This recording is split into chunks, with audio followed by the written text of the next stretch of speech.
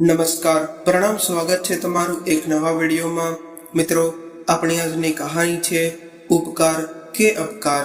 તો મિત્રો, આ કહાની એક એવી ડોક્ટર દીકરીની કહાની છે જે પોતાની માની જિંદગી બચાવવા માટે એવું કામ કરે છે તમે ક્યારેય વિચાર્યું પણ નહીં હોય, પરંતુ જ્યારે તેને ખબર પડે છે કે અત્યાર સુધી જેને તે પોતાની માં સમજી રહી હતી એ તો કોઈ બીજું જ હતું, પરંતુ તેની અસલી માં કોણ છે તેની ખબર પડી ત્યાં સુધીમાં તો ઘણું મોડું થઈ ગયું હતું અને તેણે પોતાના હાથે જ તેની માં સાથે એવું કામ કર્યું હતું કે જાણીને કોઈ પણના પગ નીચેથી જમીન સરકી જાય। તો મિત્રો, આ કહાની ખૂબ જ સમજવા લાયક અને વિચારવા લાયક શિક્ષણપ્રદ કહાની બનવાની છે। તો મારી તમને વિનંતી છે કે થોડો સમય કાઢીને વિડીયોમાં અમારી સાથે અંત સુધી જોડાયેલા રહેજો અને જો કહાની સાંભળ્યા બાદ પસંદ આવે તો વિડીયોને લાઈક કરીને શેર પણ કરજો અને તમે આવી જ નવી માહિતીપ્રદ કહાની સાંભળવા માંગતા હોય તો આ ચેનલને સબસ્ક્રાઇબ જરૂરથી કરી લેજો તથા કોમેન્ટ બોક્સમાં સાચી શ્રદ્ધાથી હર હર મહાદેવ લખી આપણા સૌ પર બની રહે। તો મિત્રો, કહાની શરૂ કરીએ જેથી ભગવાન ભોલેનાથની કૃપા હંમેશા આપણા સૌ પર બની રહે।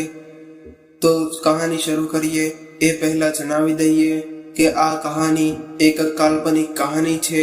આમાં કોઈ પણ પાત્ર કે નામ કાલ્પનિક છે, પરંતુ આ કહાનીમાંથી દરેક લોકોને ખૂબ જ સરસ બોધપાઠ મળશે।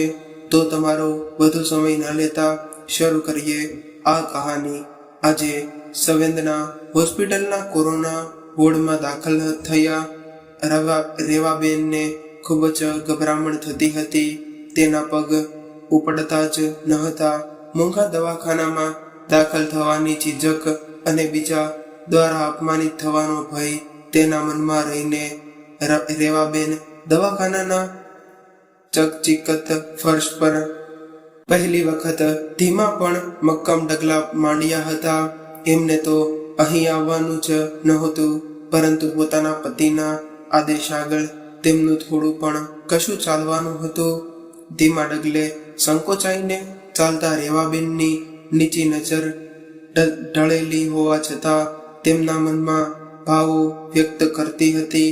એ ઝૂકેલી પાંપણને સહેજ ઊંચી કરીને તીરછી નજરે ગભરાતા આજુબાજુ જોઈ લેતા હતા અને હોસ્પિટલની સાફ સુથરી આછા કથ્થઈ રંગની દિવાલો અને દિવાલને અડીને એકબીજાથી 2 ફૂટના અંતરે રાખેલા એવા સ્વચ્છ બેડ, બધા જ બેડ પર સફેદ ચાદર, સફેદ કલરવાળા ઓશિકા અને બ્લેન્કેટથી સજ્જ બેડની બાજુમાં 2 હૂક હોય એવું એક સ્ટેન્ડ મૂકેલું હતું। કદાચ એમાં જ બોટલ ચડાવતા હશે એવું વિચારતા એ ધીમે પગલે આગળ વધતા હતા ત્યારે રેવાબેનને આખો વોર્ડ પસાર કરી વોર્ડના અંતે આવેલા એક બેડ પાસે જવાનું હતું। નર્સ એમને એ બેડ દરવાજા પાસેથી જ આંગળીના નિર્દેશથી બતાવીને જતી રહી હતી ત્યારે ત્યાંથી એ બેડ સુધીનું અંતર કેટલા કાપવું એમને જાણે અંગારા પર ચાલવા જેવું લાગ્યું હતું। બેડ પાસે જઈને એ શૂન્ય મસ્ક ઊભા રહ્યા। આમ તો ધોયેલા કપડાં જ પહેર્યા હોવા છતાં જાણે તેમના જૂના કપડામાં સારા સાબુના અભાવે સ્થાયી થયેલો મેલ સુઘડ બેડની સફેદ ચાદર ગંદી કરી દેવાનો હોય એમ એ ઘડીક પોતાના કપડા તરફ તો ઘડીક બેડ તરફ જોતા ઊભા રહ્યા। ધીમે રહીને તેમણે થોડું નીચે નમી કાળા પડી ગયેલા હાથની ખરબચડી હથેળી સંકોચ સાથે બેડ પર મૂકી અને ચાદર પર ફેરવી। પછી તેના ટેકે થોડા સંકોચ સાથે બેડ પર બેઠા। પછી પોતાની આંખો બંધ કરીને એક ઊંડો શ્વાસ ભરી જ્યારે એને છોડ્યો ત્યારે મોં પર રાખેલા માસ્કે એ ઉચ્છવાસમાં રહેલી ગરમી અને ભાર બંને અનુભવ્યા। એમણે જોયું તો આખા વોર્ડમાં આશરે 20 જેટલા બેડ હતા અને એમાંથી માંડ 2-3 ખાલી હતા। અમુક દર્દીઓને ઊંઘતા જોઈને રેવાબેને વિચાર્યું કે શું આવી જીવલેણ બીમારીમાં પણ ઊંઘ આવતી હશે। હું તો 4 રાતથી એમ માનું કે સૂતી જ નથી. એમાંય કદાચ ઘરે ઊંઘ આવી જાય, પરંતુ દવાખાને તો કેમ નું ચેનથી સૂઈ શકાય હશે? કદાચ આવા ગાદલા પર સૂવાની મોટા લોકોને આદત હોય તો ઊંઘ આવી પણ જાય. મને તો હંમેશા ભોંય પર ચટાઈ પાથરીને જ સૂવું જોઈએ. તો શું મને ઊંઘ આવશે? ત્યારે અચાનક રેવા માસી એમ મધુર અવાજ રેવાબેનના કાને અથડાયો અને ત્યારે તેના વિચારોના મોજા વિખરાઈ ગયા. ત્યારે રેવાબેનની સામે પીપી કિટમાં સજ્જ ડોક્ટર સંવેદના ઊભી હતી અને રેવાબેને જેવી એને જોઈ તો તેના મનમાં ઊંડાણ સંકોચ ઊભી પતંગિયા એમ મધુર સ્મિત બનીને ચહેરા ઉપર સ્થિર થઈ ગયા. જવાબમાં ડોક્ટર સંવેદના એ પણ એવું જ મધુર સ્મિત આપ્યું. કેવી વિકટતા છે મિત્રો! મધુર સ્મિતની મધુરતા આજકાલ માત્ર હસતી વખતે આંખોની આજુબાજુની ખેંચાયેલી ચામડી અને ઉપસાયેલા ગાલ પરથી જ માણવી પડે છે. અનોખ જાય તારું કોરોના. ડોક્ટર સંવેદનાએ એના રેવાબેનને ચેક કરવા હાથ આગળ વધાર્યો. રેવાબેન સેકન્ડમાં પણ સમય લીધા વગર બેડમાં અંદરની તરફ ખસ્યા અને આ જોઈને ડોક્ટર સંવેદના અટકી ગઈ અને બોલી કે રેવા માસી, તમે ચિંતા ન કરો. તમને અડકવાથી મને કોરોના નહીં થાય. જુઓ, મેં પીપી કિટ અને હાથમાં મોજા પણ પહેર્યા છે. લાવો હાથ આગળ કરો, મારે બીપી ચેક કરવું છે. કોરોના અડવાથી ફેલાતો હશે એવું વિચારીને રેવાબેન આગા ખસ્યા હોઈ શકે એમ સમજી ડોક્ટર સંવેદનાએ રેવાબેનને વાસ્તવિકતા સમજાવવા કહ્યું. તો પણ ડોક્ટર રેવાબેનને સંવેદનાની સામે જોઈ રહ્યા હતા. એને કહેવા છતાં પણ ના તો એ આગળ આવ્યા કે ના તો તેનો હાથ આપ્યો. એટલે ડોક્ટર સંવેદનાએ કહ્યું કે અરે માસી, તો તમને કેવી બીક તો નથી કે ને હું બીજાને અડકીને આવી છું ને તમને અડગીશ તો? ત્યારે રેવાબેનને પોતાનું ડોકું નકારમાં ધૂણાવતા જોઈને ડોક્ટર સંવેદનાએ વાક્ય અધૂરું જ રાખ્યું અને થોડી 1 સેકન્ડ ચૂપ રહ્યા પછી થોડા ખચકાટ સાથે રેવાબેન એકદમ ધીમા અવાજે બોલ્યા કે બેટા, તું મને અડકીશ તો તારો ધર્મ ભ્રષ્ટ થઈ જશે. તું જાણીશ છે તો કે હું. પછી તેણે પોતાનું ડોકું ફેરવીને આજુબાજુ જોયું કે કોઈ સાંભળતું તો નથી ને, અને પછી તેણે પોતાનું માથું ડોક્ટર સંવેદના તરફ નમાવી વધારે ધીમા અવાજે કહ્યું કે હું નીચી જાતમાંથી આવું છું. કચરાવાળાને ના અડકાય બેન. માસી, અત્યારના સમયમાં આ બધી વાતો હવે કોઈ નથી માનતું.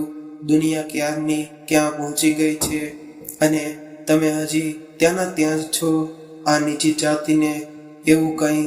ડોક્ટર સંવેદના હજી તો પોતાનું વાક્ય પૂરું કરે એ પહેલા જ રેવાબેને એને શ કહીને અટકાવી અને કહ્યું કે ધીરેથી બોલ, કોઈ સાંભળી લેશે, જોઈ લેશે તો તને મુસીબત થશે. બોલતા બોલતા જ રેવાબેનના ચહેરા પર માયુસી છવાઈ ગઈ. એ જોઈ ડોક્ટર સંવેદના એમના બેડ પર બેસી અને પરાણે એમનો હાથમાં લીધો અને કહ્યું કે જુઓ માસી, હું જાણું છું કે તમારા મનમાં શું અવઢળ છે. તમને સંકોચ થયો એ સ્વાભાવિક છે. એટલા વર્ષોથી તમે જે બધું જોયું છે, જે અને અનુભવ્યું છે એ જ તમારા મનમાં વસ્યું હોય એ સાવ સામાન્ય વાત છે. અત્યારના આધુનિક સમયમાં હવે આ બધાને કોઈ એટલું મહત્વ નથી આપતું. આ બધું હવે એક ઇતિહાસ છે. તમે સંકોચ ના રાખો. પણ અહીં બધા પણ કંઈ નહીં. એટલા દિવસ તમે અહીં છો, એટલા દિવસ તમારે મનમાં આ વાત ફરી લાવવાની નથી. સમજ્યા? અમારા ઘર અને રહેઠાણનો તો કોઈ ચોખ્ખા કરી જાણો છો, પણ કાશ તમને તિરસ્કારની સમાજની એ ગંદી નજર પણ સાફ કરી શકતા.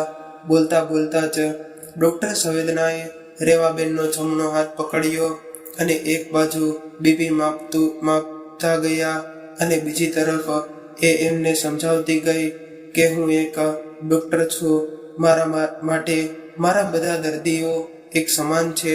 પછી એ મહેલ જેવા આલિશાન ઘરમાં રહેતા હોય કે ફૂટપાથ પર ઝૂંપડી બાંધીને ડોક્ટરની પહેલી જવાબદારી દર્દીને સાજા કરવાની છે, નહીં કે એ જોઈની કે કઈ કાસ્ટમાંથી આવે છે. એમાંય તમને તો હું મારા બાળપણથી જોતી આવું છું, રોજ બધાના ઘરનો ગંદો કચરો લઈને, પણ તમે હંમેશા બધાને સ્મિત જ આપી છે. કોઈ તમને હળદૂત કરે તો પણ તમે સામો જવાબ આપતાના બદલે ઉદાર દિલ રાખી કામ કર્યા જ કર્યું છે. ત્યારે રેવાબેન અનિમેષ નજરે ડોક્ટર સંવેદના તરફ જોઈ રહ્યા હતા. મને જ્યારે તમારા હસબન્ડ કહ્યું કે તમને 2-3 દિવસથી તાવ આવે છે અને અશક્તિ છે, તો મને થયું કે તમને કોરોના થયો હશે. મેં જ મારી લેબના માણસને મોકલી તમારો ટેસ્ટ કરાવડાવ્યો. એ તો કહેતા હતા કે તમને સરકારી દવાખાને ભરતી કરશે. હા તો બેન, આવી મોંઘી હોસ્પિટલમાં ના બિલ અમને કેમ પોસાય? એવું હોય એવું પણ અમારે તો સરકારી દવાખાને જ જવું પડે, અને તમે ત્યાંથી સાજા પણ થઈને જ કાલે જ પેલી મંગુનો ભાઈ સાજો થઈને પાછો આવ્યો છે. હા, ત્યાં પણ પ્રોપર ટ્રીટમેન્ટ, મારો મતલબ કે ત્યાં પણ વ્યવસ્થિત સારવાર મળે છે. પણ મારે તમને બેસ્ટ સારવાર આપી હતી. નાનપણથી જ હું તમને ઓળખું છું. આવા સમયે પણ જો હું રૂપિયા જોયા કરું તો મારા આ ભણતરનો શું અર્થ? તમારી જાત ઘસીને તમે મને જે સ્વચ્છ વાતાવરણ આપ્યું છે એનું ઋણ ચૂકવવાનો અવસર મને તો ઝડપી લેવો જોઈએ કે નહીં? રેવાબેનનું એક પછી એક બીપીથી લઈને ટેમ્પરેચર સુધી બધું મપાતું હતું, અને સાથે સાથે ડોક્ટર સંવેદનાએ તેમની સાથે દિલ ખોલીને વાતો પણ કરી. તું સાચા અર્થમાં મહાન છે દીકરા, કહીને તે રેવાબેને ડોક્ટર સંવેદનાને આશીર્વાદ આપવા દૂરથી જ હાથ ઊંચા કર્યા. ત્યારે ડોક્ટર સંવેદનાએ પોતાના હાથથી તેમના એ બંને હાથ પોતાના માથે અડકાડ્યા અને કહ્યું કે વડીલોના આશીર્વાદથી જ તો હું સફળ ડોક્ટર તરીકે નામના મેળવી શકી છું. એમ માનવી તરીકે અને એક ડોક્ટર તરીકે હું તમને બીજા લોકો જેટલું જ સન્માન અને બીજા જેવો જ દરજ્જો આપું છું. આ આખા વાર્તાલાપ દરમિયાન ડોક્ટર સંવેદનાના હોઠો પર સરસ સ્મિત રહ્યું હતું, અને કદાચ એ સ્મિત જ દર્દીઓને જલ્દી સાજા કરવામાં રામબાણ સારવાર બનતું હશે. ચાલો માસી, હવે હું બીજા દર્દીને તપાસ લઉં, તમે આરામ કરો. એટલું કહી ને ડોક્ટર સંવેદના ઊભી થઈ અને ચાલવા લાગી. ત્યારે અચાનક કંઈક યાદ આવતા તે અટકી ગઈ અને પાછળ ફરીને રેવાબેનને ઉદ્દેશીને કહ્યું કે રેવા માસી, મારે થોડા બીજા ટેસ્ટ કરવા છે. એટલે થોડા સમય પછી એક માણસ તમારું લોહી લેવા આવશે. નર્સ આવીને તમને સમયે જમવાનું અને દવાઓ આપી જશે. હું ફરી સાંજે આવીશ. એ દરમિયાન કોઈ કામ હોય તો નર્સને કહેજો, અથવા નર્સને મને બોલાવવા મોકલજો, હું આવી જઈશ. ત્યારે જવાબમાં રેવાબેને એક સ્મિત આપ્યો અને ડોક્ટર સંવેદનાએ મુક્તા અને પ્રેમાળ સ્વભાવ સાથે બીજા દર્દીઓને તપાસવામાં વ્યસ્ત થઈ ગઈ. હેલો મિસ્ટર મોહન, તમારે અત્યારે બેડ નંબર 12 પર જે લેડી છે એના અમુક ટેસ્ટ કરવાના છે, તેથી તમે મારી કેબિનમાં આવો એટલે હું તમને કયા ટેસ્ટ લેવાના છે એ સમજાવી દઉં. યસ મેમ, 10 મિનિટમાં ત્યાં પહોંચું છું. ફોનનું રિસીવર મૂકી ડોક્ટર સંવેદના 2 ઘડી ફોનને શૂન્ય મસ્કક થઈને જોઈ રહી કે જાણે કે તે કોઈ ઊંડા વિચારોમાં ગરકાવ થઈ ગઈ ના હોય, અને પેથોલોજી લેબના લેબ ટેસ્ટિશિયન મિસ્ટર મોહને કેબિનમાં આવવાની પરવાનગી માંગી. ત્યારે છેક ડોક્ટર સંવેદનાના વિચારોની તંદ્રામાંથી બહાર આવી. પછી તે મિસ્ટર મોહને ટેસ્ટ ડિટેક્ટર તરીકે હતી ત્યારે જ તેમની કેબિનમાં સિસ્ટર રોજી પ્રવેશ્યા. અને સિસ્ટર રોજી આ હોસ્પિટલની સૌથી જૂની અને ડોક્ટર સંવેદનાની વિશ્વાસુ નર્સ હતી. આમ તો આ હોસ્પિટલને માંડ 5 વર્ષ થયા હશે, પણ ડોક્ટર સંવેદનાનું કામ આ હોસ્પિટલને નામ અને મોભી અપાવવામાં સફળ રહ્યું હતું. ઓછા સમયમાં જ શહેરની નામાત્મક હોસ્પિટલની સૂચિમાં આવીને આ હોસ્પિટલે સફળતાના નવા શિખરો પ્રાપ્ત કર્યા હતા. મિસ્ટર મોહને બધા સૂચનો આપ્યા પછી જ્યારે જવાનો આદેશ આપ્યો ત્યારે ડોક્ટર સંવેદનાની નજર રોજી પર પડી. જેવો મોહન ગયો કે ડોક્ટરે સિસ્ટર રોજીને પૂછ્યું કે કેમ સ્તબ્ધ થઈને ઊભા છો, શું થયું? તમે જે આ ટેસ્ટ લખાવ્યા એ બધાની શું જરૂર છે? એવું જ પૂછવું છે ને તારે કે કોરોનાને ડિટેક્ટ કરવામાં તો આ બધાની જરૂર નથી પડતી, તો કેમ કરાવ્યા? હા, આ બધા ટેસ્ટ તો બોલતા બોલતા જ એ અટકી.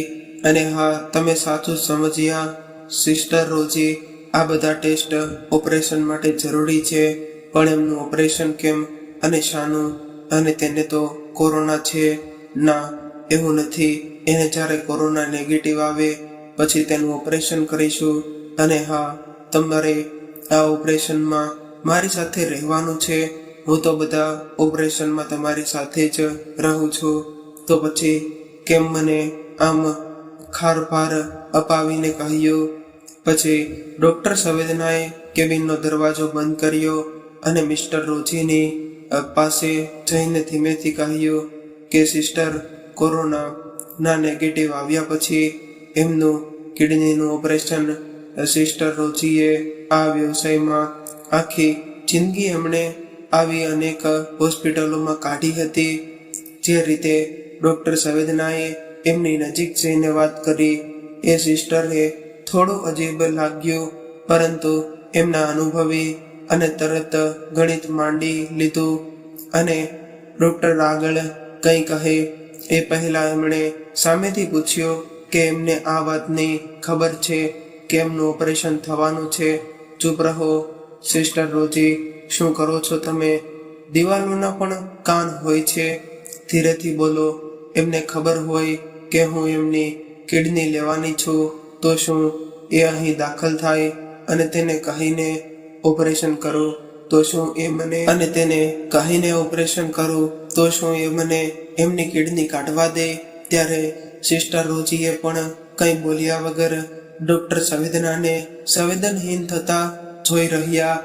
અને ડોક્ટર સંવેદનાને અચર નજરભરી નજરોથી જોઈ રહેલા સિસ્ટર રોજીએ જાણે કે કરંટ લાગ્યો હોય એમ એ સ્તબ્ધ થઈને ઊભા હતા. આખરે એમને મૌન તોડ્યું અને ડોક્ટર સંવેદનાને પૂછ્યું કે ડોક્ટર, આજ સુધી તમે કોઈ દિવસ એવું કૃત્ય કર્યું નથી. 5 વર્ષમાં એક પણ વખત તમે કોઈ પણ દર્દીની જાણ બહાર એવું નાનું સરખું ડ્રેસિંગ પણ નથી કર્યું કે ના કોઈ એવી આડી અવળી દવા આપી. તો આજે આવું કેમ? શું જે આજ સુધી નથી થયું એ હવેથી ના થઈ શકે? શું તમને એવું લાગે છે કે હું ડોક્ટરે સાવ ધીમો અવાજ કરીને ઉમેર્યું, અંગોના વ્યાપારમાં જોડાઉં છું? તમે જે રીતે વર્તન કર્યું એ પરથી તો એવું લાગે છે કે સિસ્ટર રોજીએ વાક્ય અધૂરું જ રાખ્યું. અને આ આખી વાતમાં તમારે પડવાની કોઈ જરૂર નથી. તમે મને માત્ર એટલું કહો કે કોઈ પણ કારણસર હું એમનું ખાનગીમાં ઓપરેશન કરાવવાની હોઉં તો શું તમે મને સાથ આપશો કે નહીં? જો હું સાથ આપવાની ના પાડું તો સિસ્ટર રોજીએ સામે સવાલ કર્યો. તો સિસ્ટર રોજી, વધારે કશું નહીં, મારી પાસે એ બધા કારનામાઓના સબૂત છે જે તમને મુશ્કેલીઓમાં મૂકી શકે છે. એકાદું નામ મને યાદ છે, જેમ કે fusion medicine result, the Indian. Madam, એના બદલામાં મને શું મળશે? ડોક્ટર સંવેદનાએ વિચાર્યું નહોતું કે સિસ્ટર રોજી આટલી બધી રકમની વાત કરશે. સાચું કહું તો એણે મનમાં કોઈ રકમ પણ વિચારી ન હતી. એણે 2 ઘડી વિચાર કર્યો અને કહ્યું કે મારું કામ પતી જાય એટલે મને જે મળશે એના 20% તમારા, એ પછી આખી વાત અને આપણો વ્યવહાર બધું જ ભૂલી જવાનું. બોલો, મંજૂર છે? જી મેડમ, મંજૂર છે. હવે આ કેસમાં હું તને કહેશો એમ જ કરીશ. પછી ડૉક્ટર સંવેદનાએ સીઝર રોજીને આખો પ્લાન સમજાવ્યો. એણે રચાયેલા પ્લાન પ્રમાણે રેવાબેનને કોરોના નેગેટિવ આવે પછી એમનું ઓપરેશન કરી કિડની કાઢી લેવાનું નક્કી થયું હતું. ડૉક્ટર સંવેદનાએ સિસ્ટર રોજીને બધું ઝીણવટથી સમજાવ્યું તેમજ તેમને રેવાબેનની કાળજી રાખવાનું કામ સોંપાયું. સિસ્ટર રોજી દવાઓ લઈને રેવાબેન પાસે ગયા અને રેવાબેનના બેડ પાસે જઈને એ 2 ઘડી ઊભા રહ્યા અને રેવાબેન પીપી કિટમાં સજ્જ સિસ્ટરને સ્મિત આપ્યું અને રેવાબેનને સિસ્ટરની માત્ર આંખો જ દેખાતી હતી અને સિસ્ટરની એ જ આંખો રેવાબેનને જોયા કરતી હતી, જાણે કે કશું યાદ કરવાનો પ્રયત્ન ના કરતી હોય. ત્યારે વિચારોમાં ગરકાવ સિસ્ટરે યંત્રવત રેખાબેનને દવાનો આપી.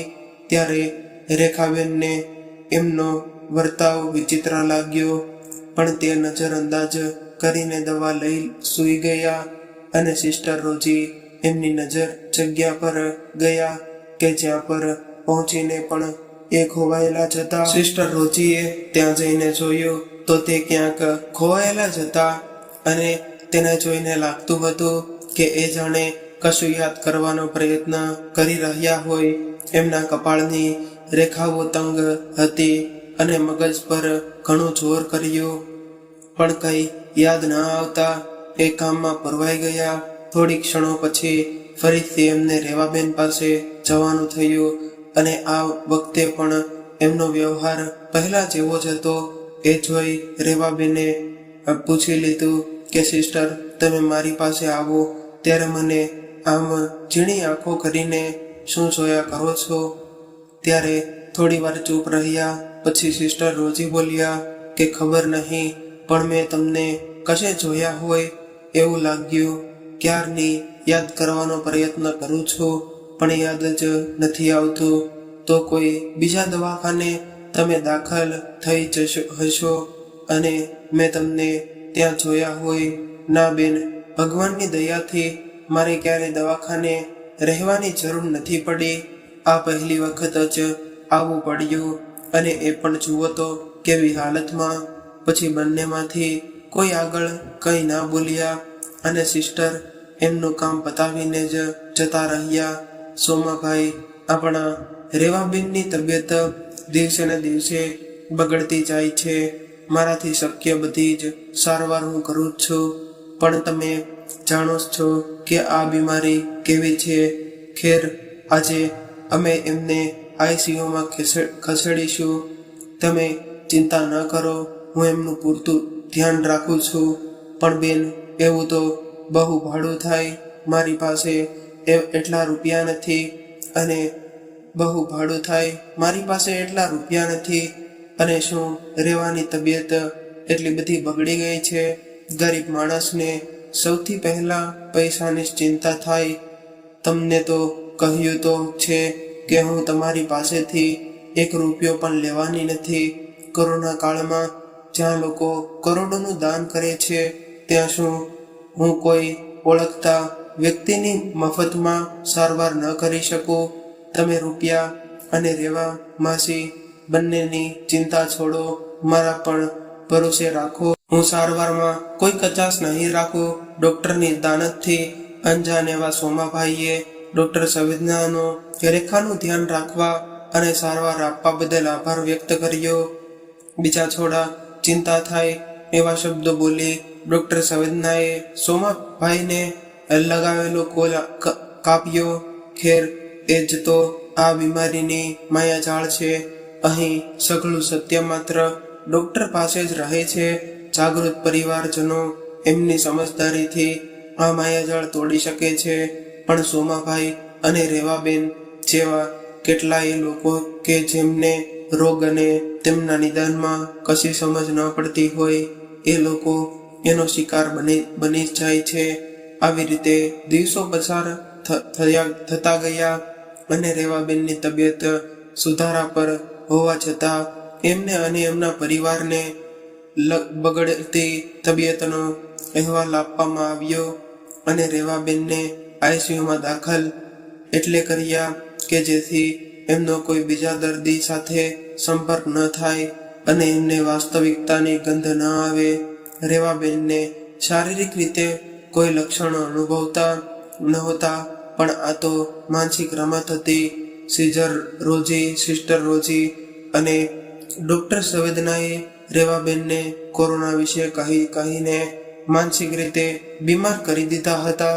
એ દરમિયાન સિસ્ટર રોજીએ યાદ કરવાના ઘણા પ્રયત્ન કર્યા કે એમણે રેવાબેનને ક્યાં જોયા છે, પણ એ સફળ જ નહોતા થયા.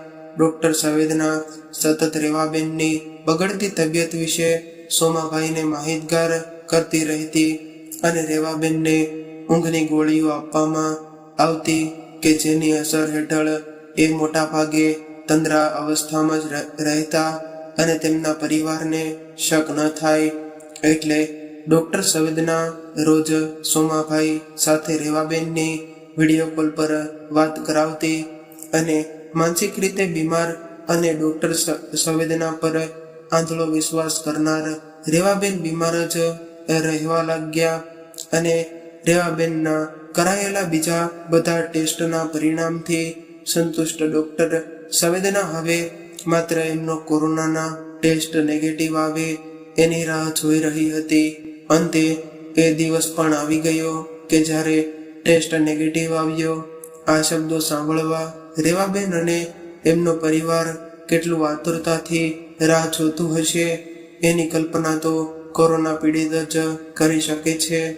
ત્યારે પોતાનો સ્વાર્થ સાધવા ડોક્ટર સંવેદનાએ રેવાબેન અને તેમના પરિવારને આ ખુશીથી વંચિત જ રાખ્યા અને સોમાભાઈ જો રેવાબેન આ 24 કલાક કાઢશે તો એમને સાજા થતા કોઈ રોકી નહીં શકે. આવા 24 કલાક બહુ ભારે છે. હું એમનું જાતે ધ્યાન રાખું છું, પણ બસ ભગવાનને પ્રાર્થના કરો કે એ જીવન માટે લડી લે અને ઊભા રહો. હું વિડીયો કોલ કરું છું, કદાચ તમે વાત કરો તો એમને સારું લાગે અને મનમાં કોઈ આશા પણ જન્મે. એટલું કહીને ડોક્ટર સંવેદનાએ બેભાન થવાના ઇન્જેક્શનના લીધે અર્ધ બેભાન એવા રેવાબેન સાથે સોમાભાઈની વાતો કરાવી અને મેડમ, અમે તો પ્રાર્થના કરીએ છીએ કે અમારા માટે તો તમે જ ભગવાન છો. એક પણ રૂપિયો લીધા વગર એટલા મહિના તમે એમને તમારા દવાખાને રાખ્યા અને હું તમારો થોડો પાડ માનો અને એટલો ઓછો છે. સોમાભાઈએ ગદગદિત સ્વરે કહ્યું. એટલી વાર કહ્યું કે 2 રૂપિયાની વાત નહીં કરવાની, બસ તમે પ્રાર્થના કરો. એટલું કહીને ડોક્ટર સંવેદનાએ ફોન કાપી નાખ્યો. ત્યારે ડોક્ટર સંવેદનાને આ દિવસ માટે 1 મહિનાની રાહ જોવી પડી હતી. જેવી કિડની લેવાની હોય એનો કોરોના નેગેટિવનો રિપોર્ટ આવ્યા પછી 14 થી 30 દિવસ રાહ જોવી પડે છે. એ પછી જ એમના ફાઇનલ ટેસ્ટ થાય છે. જો એ ટેસ્ટમાં કોઈ પણ પ્રકારનો ચેપ ન દેખાય તો જ કિડનીનું ઓપરેશન થાય. ડોક્ટર સંવેદનાએ એ રાહ પણ જોઈ લીધી હતી અને ટેસ્ટના પરિણામ પર સારા આવ્યા હતા.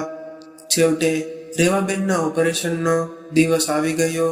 સંવેદના હોસ્પિટલના જ એક સેઝિટાઇઝ અને આઇસોલેટેડ કરેલા રૂમમાં એક નર્સ કોઈ જાજરતામાન સ્ત્રીને ઓપરેશન માટે તૈયાર કરતી હતી. રેવાબેનના ઓપરેશનનો સમય થઈ ગયો અને ઓપરેશન દરમિયાન પણ સિસ્ટર રોજીનો રેવાબેનની ઓળખાણ કરવાનો પ્રયત્ન ચાલુ હતો. ત્યારે ડોક્ટર સંવેદનાએ તેમનું સફળતાપૂર્વક ઓપરેશન કરી રેવાબેનની કિડની કાઢી લીધી અને ઓપરેશન પત્યા પછી સિસ્ટર રોજીને બેભાન રેવાબેન સાથે સ્પેશિયલ રૂમમાં મોકલવામાં આવ્યા. તેમજ પેલી ચાચરમાન સ્ત્રીને ઓપરેશન થિયેટરમાં લાવવામાં આવી અને કલાકોના અંતે સફળતાપૂર્વક રેવાબેનની કિડનીને નવું સરનામું મળી ગયું અને ડોક્ટર સંવેદનાના ચહેરા પર જે ખુશી હતી એ અવર્ણનીય હતી. એ જ સમયે રેવાબેનનું બધું કામ પતાવીને સિસ્ટર રોજી ઓપરેશન થિયેટરમાં પાછા આવ્યા. એ સ્ત્રીને સેનિટાઈઝ કરવાનું કામ સિસ્ટર રોજીને આપી અને ડોક્ટર સંવેદના પોતાના હાથ ધોવા જતા રહ્યા હતા કે એમને સિસ્ટર રોજીના હાથમાંથી પડેલા સાધનોનો અવાજ સંભળાયો. ડોક્ટર સંવેદના તેમની પાસે ગઈ અને તેમની પાસે પ્રશ્નાર્થ ભાવે જોયું. સિસ્ટર રોજીના મુખ ઉપર ખુશી અને મૂંઝવણના મિશ્ર ભાવ છવાયેલા હતા. જે મહિનાઓથી યાદ કરતી હતી એ ફાઇનલી યાદ આવ્યું. ડોક્ટર, મને યાદ આવી ગયું કે હું રેવાબેનને ક્યાં અને કેવી રીતે ઓળખું છું. પણ શું સિસ્ટર? અને આમને જોઈને રેવાબેનને ક્યાં જોયા હતા એ કેવી રીતે યાદ આવ્યું? ડોક્ટર સંવેદનાએ પહેલી સ્ત્રી તરફ આંગળી ચીંધીને સવાલ કર્યો. એ સવાલના જવાબમાં સિસ્ટરે એમને સામે સવાલ કર્યો, તમે આ સ્ત્રીને કેવી રીતે ઓળખો છો? ત્યારે ડોક્ટર સંવેદનાએ એ સ્ત્રીના માથે પ્રેમથી હાથ ફેરવતા કહ્યું કે એ મારી મોમ છે, સિસ્ટર રોજી. આ સાંભળી સિસ્ટર રોજીના પગ તળેથી જાણે જમીન ખસી ગઈ હોય એમ એ ગભરાઈ ગયા હતા. એમને આમ તો બધું યાદ આવી ગયું હતું, પણ એની પુષ્ટિ કરવા ઈચ્છતા હોવાથી તરત જ થિયેટરમાંથી બહાર નીકળીને સીધા એમના ક્વાર્ટરમાં ગયા અને તિજોરીના લોકરમાં મૂકેલી એની જૂની ફાઇલ કાઢી એને એક પછી એક એના પાના ફેરવતા એક કાગળ તેમની તરફ નજર સ્થિર થઈ. એ કાગળ પર રેવાબેન અને પેલી સ્ત્રી કે જે ડોક્ટર સંવેદનાની મોમ હતી એમના પાસપોર્ટ ફોટા હતા. સાથે સાથે બંનેની સહીઓ પણ હતી. ફોટા અને સહીઓની વચ્ચે થોડું લખાણ હતું. આ કાગળ જોઈને સિસ્ટર રોજીને સમજાતું નહોતું કે ડોક્ટર સંવેદનાને આ વાત કેવી રીતે જણાવે. એમણે ફાઇલમાંથી એક કાગળ કાઢ્યો. શક્ય તેટલી ઝડપથી ચાલીને ફરી હોસ્પિટલમાં ગયા. ત્યારે ડોક્ટર સંવેદનાના ડિલક્સ રૂમમાં બેડ પાસે એની મોમનો હાથમાં હાથ લઈને બેઠી હતી અને સિસ્ટર રોજીને ગભરાયેલા જોઈને એ ઊભી થઈ અને સિસ્ટર પાસે જઈને એ કંઈ પૂછે એ પહેલા તો સિસ્ટરે પેલો કાગળ તેમના હાથમાં થમાવ્યો. ડોક્ટર વિસ્મય પામી અને સિસ્ટર રોજીને એવા જ ભાવથી ડોક્ટરની મમ્મીને જોતા હતા. કાગળ વાંચ્યા પછી ડોક્ટર સંવેદનાની પણ એ જ હાલત થઈને સિસ્ટર રોજીની હતી. એના હાથમાંથી એ કાગળ અને નસીબ જાણે એક સાથે સરી પડ્યો. એ એટલે હદે સ્તબ્ધ થઈ ગઈ હતી. એ કંઈ પણ બોલી શકવાની હાલતમાં નહોતી. આંખોમાં આંસુ અને ઢગલો પ્રશ્ન સાથે એણે સિસ્ટર સામે જોયો. ત્યારે સિસ્ટર પણ સમજી ગયા કે એ શું પૂછવા માંગે છે. એમણે બસ એટલું જ કહ્યું કે હા ડોક્ટર, આ સત્ય છે. આ કાગળમાં લખેલો એક એક શબ્દ સત્ય છે. વર્ષો પહેલા આ ઘટના બની હતી. બેડ તરફ આંગળી નિર્દેશ કરી, આ તમારી મોમ નથી ડોક્ટર, તમે તો વાસ્તવમાં રેવાબેનની ઓલાદ છો. તમારી અસલી મોમ આ નહીં રેવાબેન છે. એટલું સાંભળતા જ ડોક્ટર સંવેદના ના તૂટી ગઈ અને થોડા સમય પહેલા ખુશ થઈને મક્કમ ઉભેલી એક દીકરી પળવારમાં તૂટીને નીચે બેસી ગઈ. આમ તો લખાણથી બધું સ્પષ્ટ થઈ ગયું હતું, તો પણ સિસ્ટર રોજી તેમને 32 વર્ષ પહેલા બનેલી ઘટના કહેવા લાગ્યા. મને તારીખ કે દિવસ તો યાદ નથી, પણ હા, એ દિવસ મારી જિંદગીમાં સોનાની સવાર લઈને આવ્યો હતો. હું એ સમયે સરકારી દવાખાનામાં નોકરી કરતી હતી. મારી રાત પાળી પતાવીને હું મારો સામાન ભેગો કરી દવાખાનામાંથી બહાર નીકળી ત્યારે તમારા ડેડી સાથે અથડાઈ અને મને એ કોઈ મૂંઝવણમાં દેખાયા. એક નર્સ તરીકે મને લાગ્યું કે તેમની તબિયત સારી નથી. મેં તેમને બાકડે બેસાડ્યા અને પાણી આપ્યું. મારી ડ્યુટી પૂરી થઈ ગઈ હોવા છતાં હું બીપીનું મશીન લઈ આવી અને એમને તપાસ્યા ત્યારે એમનું બીપી લો થઈ ગયું હતું. ત્યારે મેં એમને પ્રાથમિક સારવાર આપી અને થોડા સમયે તેમની તબિયત સુધરી હોવા છતાં મને એ અસ્વસ્થ લાગ્યા. ઘણી વખત બનતું હોય છે કે આપણે કોઈ અજાણ્યાને દિલની બધી વાત કહી હળવા થઈ જતા હોઈએ છીએ. એવું જ કંઈક એ દિવસે મારી સાથે થયું હતું. તમારા ડેડી ખબર નહીં કેમ પણ મારી આગળ ઢળી પડ્યા. એમણે મને બધી વાત કરી કે ડૉક્ટર, એ દિવસે તમારી મોમની ડિલિવરી થઈ હતી અને તમારા મોમને મૃત બાળકી જન્મી હતી એક જ સરકારી હોસ્પિટલમાં. એ સમયે કદાચ તમારી પાસે એટલા રૂપિયા નહીં હોય. એ પછી મારું નસીબ જોર કરતું હશે કે તમારી મોમ સરકારી હોસ્પિટલમાં હતા અને તમારી મોમની માનસિક હાલત ખૂબ જ ખરાબ હતી. એટલે કોઈ પણ પ્રકારનો આઘાત જીવલેણ બની શકે એમ હતો. કારણ કે લગ્નના ઘણા વર્ષે એ માં બન્યા હતા અને કમનસીબે મૃત બાળકને જન્મ આપ્યો હતો. તમારા દાદીનો ક્યારેય બાળકની ચાહમાં તમારા ડેડીના બીજા લગ્ન કરાવવાની ઉતાવળ કરતા હતા. એમાં તમારી મોમે મારા સારા સમાચાર આપી એમ્યુનિમસમાં કાયમ માટે દૂર કરી હતી. અને એવામાં જો આ વાત તમારી દાદી જાણી જાત તો ખેર.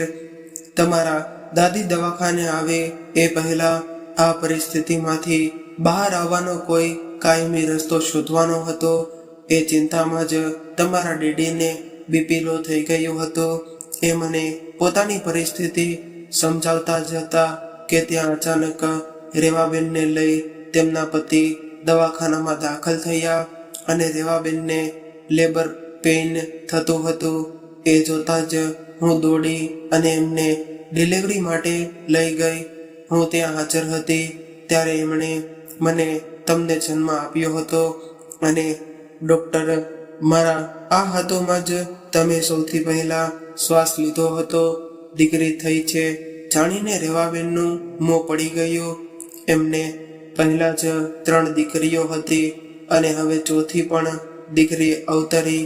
એ જાણીને એ પોતાના નસીબને કોસવા લાગ્યા અને દીકરીની ઈચ્છા તો એ માસૂમ બાળકીને અન્યાય કરતી હતી. પણ ઈશ્વરની આગળ કોણ ચાલ્યું છે? વિધાતાનો ઈશારો હશે કે મારી બુદ્ધિ? એ જ ક્ષણે મને મનમાં એક વિચાર આવ્યો કે મેં રેવાબેનને તમારા ડેડીની વાત કરી અને રેવાબેન એક વધુ બાળકી સાંભળી શકે એમ નહોતા અને તમારી માં વગર બાળક વગર એ એમને સમજાવ્યું કે એ તમારી સારી પરવરિશ તો નહીં કરી શકે.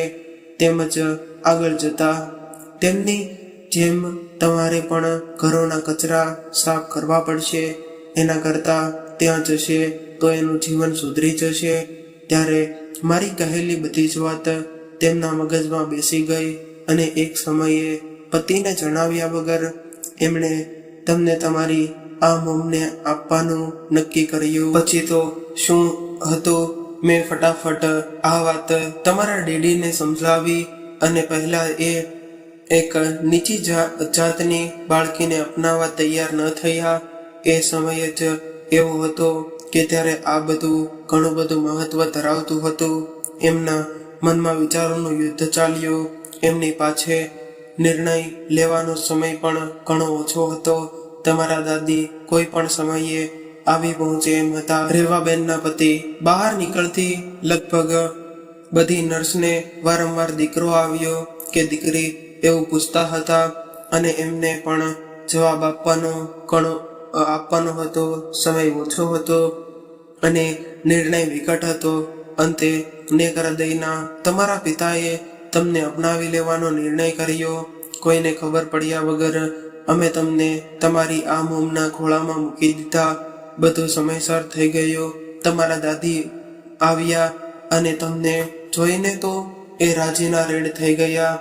મને 100 રૂપિયાની નોટ પણ હાથમાં પકડાવી હતી અને બીજી બાજુ રેવાબેનના પતિને મૃત બાળક જન્મ્યું હોવાનું કહેવામાં આવ્યું અને બધું પળવારમાં એવું ગોઠવાઈ ગયું કે બધાની સમસ્યા દૂર થઈ ગઈ અને સરકારી દવાખાનું હોવાથી એ સમયે હું આ સરળતાથી કરી શકી હતી.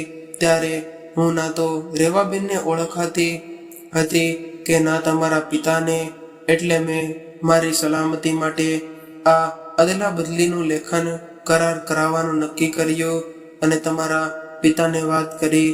એમણે પણ મને પૂરો સહકાર આપ્યો અને દવાખાનાનું કોઈ ફોર્મ છે એવું કહી એમણે તમારી મા પાસે આ કાગળ પર સહી કરાવી લીધી અને રેવાબેન તો આ બધું જાણતા જ હતા.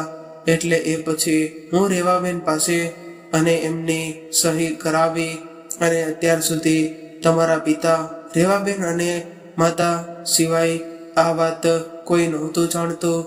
રેવાબેન પાસેથી મેં જ તમને લઈને તમારા પિતાને સોંપ્યા હતા. એમને કશી જ ખબર નહોતી કે તમને અપનાવનાર પરિવાર ક્યાંનો છે, ક્યાં રહે છે અને કોણ છે. કદાચ આ પીપીઈ કિટના લીધે દવાખાનામાં એમની આટલી નજીક હોવા છતાં એ મને ના ઓળખી શક્યા. નસીબ કહો કે નસીબદાર, આજે એક લેખિત કરારે તમને આ વાસ્તવિકતાથી માહિતગાર કરાવ્યા છે. જો સમય રહેતા એમણે મને ઓળખી લીધી હોત તો હું કદાચ નિશાસો નાખી સિસ્ટરે વાક્ય અધૂરું જ છોડ્યું. ત્યારે ડૉક્ટર સંવેદના રડતી આંખોથી આ બધું સાંભળી રહી હતી. ત્યારે જે થયું એ સારું હતું કે ખરાબ તેમનો મત બાંધવા માટે એ સમય નહોતી અને જિંદગી એ આ મોડ પર આવેલા આટલા મોટા ઝાટકાએ એને અંદર સુધી હચમચાવી મૂક્યું હતું. રડતા રડતા જ એણે સિસ્ટરને કહ્યું કે શું એ સમયે રેવા માસીએ મારી અસલી માએ મને વેચી દીધી હતી? અરે ના ના, તમારા પિતાએ સામેથી રૂપિયા આપવાની તૈયારી બતાવી તો પણ એમણે 1 રૂપિયો પણ લીધો ન હતો. એમણે માત્ર ને માત્ર તમારા ઉજ્જવળ ભવિષ્ય માટે તમને આપી દીધા હતા. અને વર્ષો પછી જ્યારે તમારા પગલે તમારા ઘરમાં લક્ષ્મી આવી ત્યારે સામેથી તમારા પિતાએ મને 20,000 રૂપિયા આપ્યા હતા. બોલતા જ સિસ્ટર રોજીની આંખોમાં પણ જળજળિયા આવી ગયા અને થોડી ક્ષણો માટે રૂમમાં શાંતિ પથરાઈ ગઈ. પછી સિસ્ટર રોજીએ આંસુ લૂછતા કહ્યું કે ડૉક્ટર, ઇતિહાસનું આજે પુનરાવર્તન થયું. ફરી આજે એ જ માએ તમારી માની જિંદગી બચાવી. અને સિસ્ટર રોજી વાક્ય પૂરું કરે એ પહેલા જાણે અચાનક કશું યાદ આવ્યું હોય એમ ડૉક્ટર સંવેદના રૂમમાંથી બહાર તરફ ભાગી અને ભાગતા ભાગતા જ એણે કોઈને ફોન લગાવ્યો. સામેથી કોઈ ફોન ઉપાડતા જ નહોતા. તેમ છતાં એ વારંવાર એમનો એક જ નંબર લગાવી દોડતી હતી અને એમની દોડ પેલા રૂમ આગળ આવીને પૂરી થઈ કે જ્યાં ઓપરેશન પછી રેવાબેનને રાખવામાં આવ્યા હતા. એણે રૂમનો દરવાજો ખોલ્યો. પોતાનો ઇતિહાસ જાણવામાં એ રેવાબેનને વિસરી ગઈ હતી. એને ધ્યાન જ ન રહ્યું કે સૌથી પહેલાં તો રેવાબેનના રૂમમાં જવું જોઈએ. અચાનક એ યાદ આવતા જ એ સફાળી દોડી હતી અને અહીં આવતા એને મોડું થઈ ગયું. એને જે વાતનો ડર હતો એ જ ઘટિત થયો. રૂમ ખાલી હતો. ત્યારે જ દરવાજે ફસડાઈ પડી. એને અચાનક આમ દોડતા જોઈને સિસ્ટર રોજી પણ એની પાછળ ત્યાં આવ્યા હતા અને ઉંમરના લીધે એમણે ત્યાં આવતા સમય લાગ્યો. એ જ્યારે ત્યાં પહોંચ્યા ત્યારે ડૉક્ટર સંવેદનાને પોક મૂકીને રડતી જોઈ એ એની પાસે ગયા અને એને સાંત્વના આપતા જ હતા કે એમની નજર એ રૂમના ખાલી બેડ પર ગઈ નહીં, અને અહીં તો રેવાબેન હતા ને, હું જ તો રેવાબેનને અહીં મૂકી ગઈ હતી. ડોક્ટર રેવાબેન ક્યાં ગયા? ત્યારે ડોક્ટર સંવેદના પોતાના મનોમન એટલું બધું કોસતી હતી કે એ કેમ અહીં વહેલી ના પહોંચી. જો આવી હોત તો રેવાબેનને કહી શકત કે એ એમની દીકરી છે. એનું હૃદય રડતું હતું, એનો આત્મા વિચલિત હતો. એની માનસિક સ્થિતિમાં એનું ધ્યાન સિસ્ટરે પૂછાયેલા સવાલો પર ક્યાંયથી હોય. એને કંઈ પણ કરીને જે થવા જોઈ રહ્યું હતું એને રોકવું હતું, પણ કેવી રીતે એ જ તેને સમજાતું નહોતું. શું થયું ડૉક્ટર? તમે કેમ આમ રડો છો? સિસ્ટરે ફરી એનો એ જ સવાલ પૂછ્યો. પ્રતિક્રિયાના સ્થાને માત્ર ડૉક્ટરના રુદનનો અવાજ જ સંભળાયો, અને સિસ્ટરે ડૉક્ટર સંવેદનાને ઝંઝેડી હોશમાં લાવવાનો પ્રયાસ કર્યો. તો પણ ડૉક્ટર સંવેદના હજુ પણ એ જ ખાલી બેડ સામે જોઈને મોટીને રડતી હતી. અને સિસ્ટરે એને બાવડેથી પકડી લીધી અને ઊભી કરી પોતાનાને બેડ સુધી લઈ ગયા. અને ડૉક્ટર સંવેદના માત્ર યંત્રવત સિસ્ટર દોરવે એમ દોરાવતી હતી ત્યાં સુધી શું થયું રહ્યું હતું અને સાથે કોણ છે એ કોઈ વાતની એને ખબર જ નહોતી રહી. અને સિસ્ટર એને બેડ પાસે લઈ ગયા, ઓશિકાના ટેકે બેસાડી પાણી આપ્યું. એણે પાણીના ગ્લાસ માટે હાથ તો લંબાવ્યો, પણ એ એવો ને એવો જ રાખી વધારે માટેથી રુદન કરવા લાગી. કે શું થયું છે એ સમજવા સિસ્ટરને ડૉક્ટર સંવેદના સાથે વાત કરવી ખૂબ જ જરૂરી હતી. એનાથી પણ વધારે જરૂરી એને આ આઘાતમાંથી બહાર લાવવાનું હતું. એ વિચારતા જ હતા કે શું કરવું જોઈએ. એટલામાં ડૉક્ટરના ફોનની રિંગ વાગી. ક્યારના જે નંબર પર ફોન કરતા હતા એ જ નંબર સ્ક્રીન પર જોઈ એમણે રડવાનું બંધ કર્યું અને આંસુ લૂછ્યા. અને સ્વસ્થ થઈને એક પળનો વિલંબ કર્યા વગર ફોન ઉપાડી લીધો. હા મેડમ બોલો, તમે મને ફોન કર્યો હતો. સામેથી કોઈ પુરુષનો અવાજ આવ્યો. સહેજ મેં તને તે જેમને લઈ જવાનું કહ્યું હતું તું એમને લઈ ગયો ના જવાબની આશા સાથે ડૉક્ટર સંવેદનાએ વોર્ડ 2 બોય સંજયને પૂછ્યો. હા મેડમ, મેં એમની બોડીને એમ્બ્યુલન્સમાં જાતે જ નાખી. અને જવાબ સાંભળી એના હાથમાંથી ફોન પડી ગયો. સિસ્ટર સામે જોઈ કહ્યું કે હું મારી માની ખૂની છું. સિસ્ટર પોલીસને બોલાવો, મેં એનું ખૂન કર્યું છે. ત્યારે સિસ્ટર રોજીને સમજતા વાર ન લાગી કે ડૉક્ટર શું કહી રહી છે. ડૉક્ટર શાંત થાઓ, આપણે કોઈ રસ્તો કાઢીશું, પણ તમે આવું પગલું કેમ લીધું? કારણ કે સિસ્ટર ડૉક્ટર સંવેદનાના ડુસકાઓમાં એમના શબ્દો પણ જાણે પલળતા હોય એમ તૂટ્યા આવતા હતા.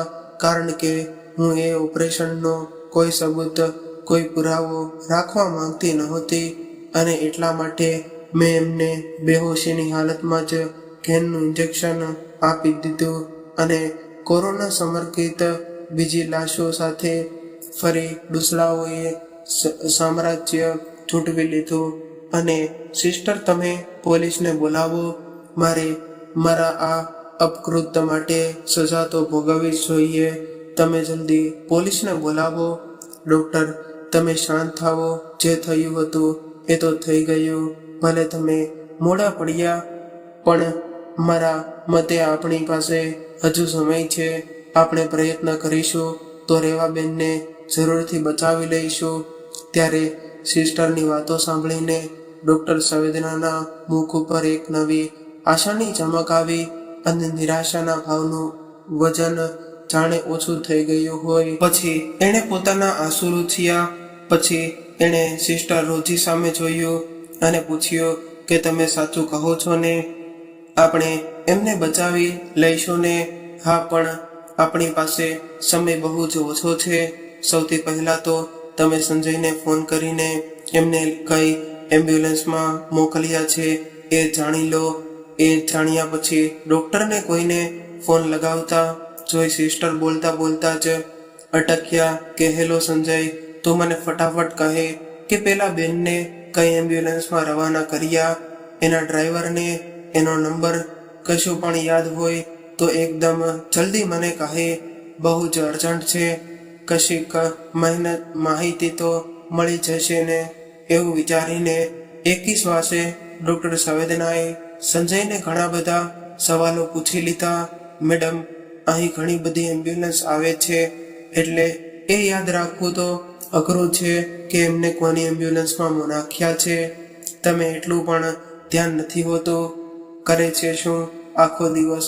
અકળાઈને થોડા ઊંચા અવાજે એ સંજય તરફ તાટ તોડી, ઓ મેડમ, અને અહીં આવીને જુઓ કેટલું કામ હોય છે.